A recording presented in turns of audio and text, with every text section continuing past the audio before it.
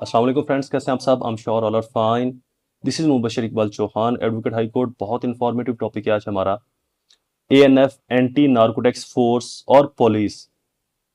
अक्सर और बेशतर मेरे पास जो केसेस आते हैं उनके अंदर एफआईआर में जो हम चीज़ें पढ़ते हैं वो भी आपके साथ शेयर करता हूँ। रेड की जाती है ह्यूज क्वांटिटी में, मंशियात ड्रग्स की रिकवरी होती है, केस चलता है। और मेजोरिटी जो केसेस मैंने किए हैं उनके अंदर जो रेशियो है, अगर हम उसको 80-100 या 70-100 कहें तो ये मुनासिब होगी रेशियो कि 70% 80% जो मुल्जमान हैं वो बरी हो जाते हैं। वजह क्या है? क्योंकि रिकवरीज या तो झूठ पर मबनी होती हैं, या खुर्द-बुर्द किया गया होता है, या टाइम मैनेजमेंट नहीं हो पा रही होती, या टाइम को आगे पीछे किया जाता है, या जो रिकवरी की जाती है उसमें से बहुत सारी चीज़ें इटसेल्फ रख ली जाती हैं। उन रिकवरीज का जो प्रोसेस है वो प्रॉपर कानून के मुताबिक डील नहीं किया जाता, चूंकि उसके अंदर खुर्द-बुर्द करना, मामला लेन देन, पैसे के मामला इन्वॉल्व होते हैं। तो ये बहुत सारी चीज़ें ड्रग्स केसेस में इन्वॉल्व होती हैं।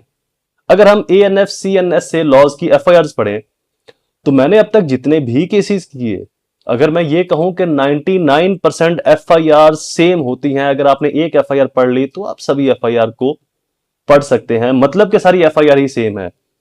लुबे लुबाव एफआईआर का ये होता है कि हमें हमारे अफसरान बाला को मुखबिर खास ने इतला दी कि फलां जगह से फलां जगह पर मंशियात की नोशो फरोश की स्मगलिंग हो रही है बड़ी क्वांटिटी के अंदर। अगर मुनासिब वक्त के ऊपर हिकमत अमली के साथ रेड किया जाए तो मुलजमान को पकड़ा जा सकता है।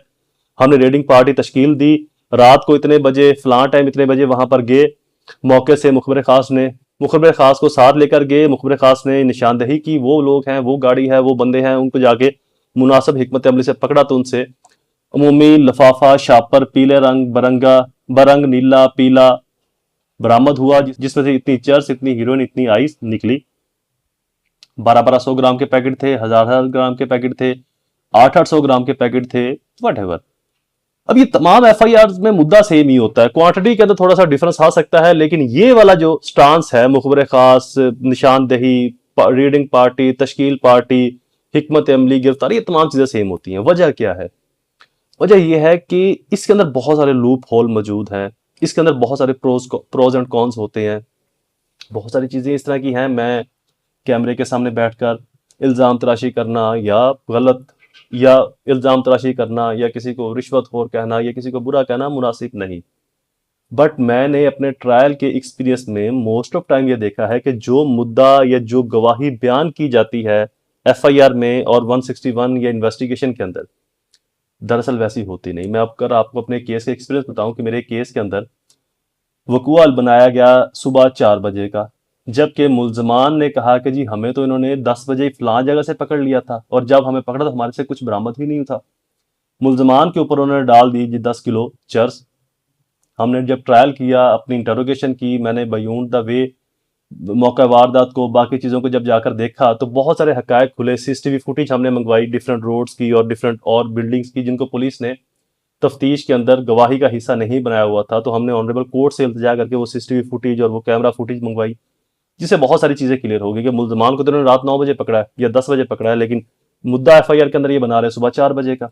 तो हमने ऑनरेबल कोर्ट के अंदर एप्लीकेशन देकर मुख्तलिफ जगहों की सीसीटीवी फुटेज, वीडियो एविडेंस मंगवाई, जियो फेंसिंग के तौर के ऊपर करवाया, तो बहुत सारी चीज़ें वहां पर वाजे होगी। जियो फेंसिंग के थ्रू पता चला कि मुल्जमान को तो इस जगह से पकड़ा ही नहीं था, कहीं और से पकड़ा था।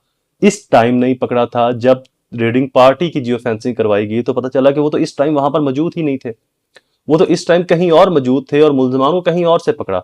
और जब मुल्जमान को पकड़ा तो उनसे ये क्वांटिटी या ये चीज बरामद ही नहीं हुई थी, ये बरामदगी किसी और से हुई थी। तो किसी और की बरामदगी किसी और पर डाल दी और उसको छोड़ दिया। क्यों छोड़ दिया, ये सवाल आप पर है। तो ट्रायल के अंदर जब हमने ये प्रिंसिपल स्टेब्लिश कर दिया कि ये जो मुल्जमान पर इल्जाम लगाए झूठ पर मबनी था, जियो फेंसिंग के through, video evidence, CCTV footage और फॉरेंसिक लैब और डिफरेंट और चीजों के थ्रू, तो मुल्जमान बरी हो गए। अब इसके अंदर होता क्या है? इसके अंदर 2-3 एलिमेंट्स हैं। एक तो इसके अंदर जो सबसे बड़ा एलिमेंट है वो है अपना ग्रज। दूसरा एलिमेंट इंटेलिजेंस इंफॉर्मेशन को मेंटेन करना, मैनेज करना, क्योंकि इंटेलिजेंस इंफॉर्मेशन तो आती है कि जी पंजाब में या सिंध में या फलां जगह के ऊपर इतनी मंशियात आ रही हैं, लिहाजा इसका बंदोबस्त करें। अब वो इंफॉर्मेशन आ गई, उन बंदों को ट्रेस भी कर लिया, उन बंदों को ट्रेस भी कर लिया। अब उन बंदों के साथ कुछ और मामला चल जाते हैं या कुछ और डीलिंग हो जाती है, तो वो जो ड्रग्स है उसको किसी के ऊपर तो हैंडल करना है। जैसे कि अभी रिसेंटली भी एक केस आया कि एक बंदे को होटल से खाना खाते उठाया और उसके ऊपर 1300-1400 ग्राम चर्च डाल दी। जब उसकी इंक्वायरी हुई तो पुलिस के अंदर ही बहुत सारे इस तरह के ऑनरेबल रिस्पेक्टेड डीएसपीज एसपीज हैं जिन्होंने इसकी जेन्युइन जब इंक्वायरी करवाई तो वो बंदा बेगुनाह निकला, तो उन्होंने उस सब इंस्पेक्टर को भी मुअत्तल किया और उसको पर्चे से डिस्चार्ज किया। तो ऐसे बहुत सारे केसेस हैं। बहरहाल मीनवेल अगर किसी के खिलाफ भी ऐसा झूठ पर मबनी एफआईआर हो जाए तो उसके अंदर आपकी जो स्ट्रेटेजी है ये डिपेंड करते हैं कि आपने इसको कैसे लेकर चलना है। स्ट्रेटेजी डे फर्स्ट को ही आपको डिटरमाइन करनी पड़ेगी, पहले दिन ही, कि मेरी ये स्ट्रेटेजी इस केस में क्या होगी, किस तरीके से, कौन सी चीजें हैं जो बेहतर तरीके से एक्सप्लेन हो सकती हैं, कौन सी चीजें हैं जो डाउटफुल ही रहेंगी, कौन सी चीजें हैं जो मेरे अगेंस्ट हैं। क्योंकि एक आम तौर पर बड़ा मशहूर मुहावरा है कि जो चीजें एफआईआर एक्सप्लेन कर रही है क्लैरिटी के साथ, वो सरकार का केस है, वो स्टेट का केस है। जहां पर समझ नहीं आ रही, क्लैरिटी नहीं है, इम्बिग्विटीज हैं, डाउट्स हैं, वो आपका केस है। अब आपने वो इम्बिग्विटीज, वो डाउट, वो जो शेडोज हैं, उनको आपने तलाश करना है, वही आपका केस होगा। उसके बाद फिर आप अपनी एक स्ट्रेटेजी, एक तरतीब, एक प्लान मुरतब कर दें कि मैंने इस केस को कैसे आगे लेकर चलना है। मजीद इसकी ट्रायल की स्ट्रेटेजी की वीडियोस भी अपलोड हो जाएंगी मेरे चैनल के ऊपर, so subscribe the channel and press bell icon. दोबारा हाजिर होंगे किसी और इन्फॉर्मेटिव वीडियो के साथ, तब तक मुझे अपनी दुआओं में जरूर याद रखें। अल्लाह ताला आप सबका हामी नासिर हो। वस्सलाम।